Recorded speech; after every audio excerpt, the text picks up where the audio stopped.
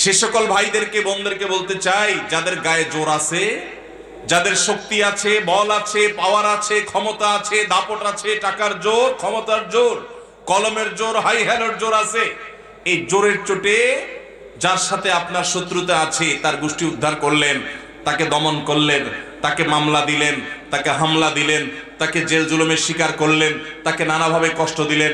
মনে করছেন আল্লাহ তাআলা দেখছেন না? মনে করছেন আল্লাহ তাআলা ভুলে যাবেন? আপনার রব লা ইয়াদিল্লু ওয়া লা ইয়ানসা, তিনি কোনো কিছু ভুলে যান না।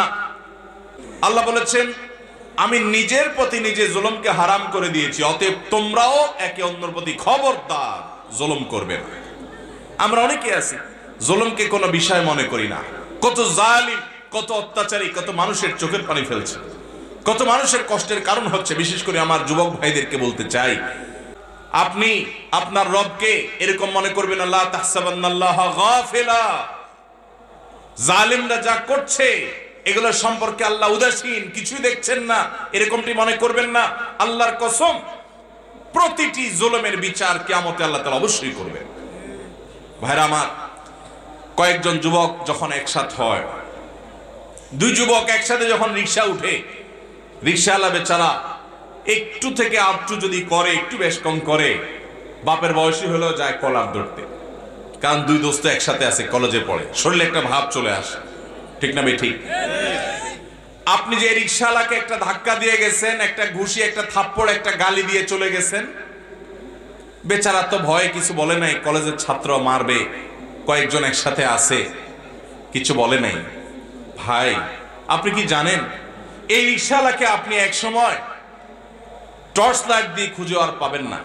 10 বছর 20 বছর পরে যখন আপনার এই অপরাধের কথা স্মরণ হবে যে আমি তো আমার যৌবনে কলেজে পড়াকালীন সময় একজন রিকশাওয়ালার প্রতি অবিচার করেছিলাম, জুলুম করেছিলাম, এখন একটু মাপ চাই, ওই চেষ্টা করলেও তো খুঁজে আর লোকটাকে বের করতে পারবেন না।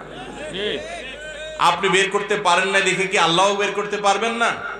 কিয়ামতের ময়দানে যখন বুড়া বয়সে এসে আমল করে জান্নাতে যাইতে নিবেন, ওই রিকশাওয়ালার সামনে এসে দাঁড়াবে।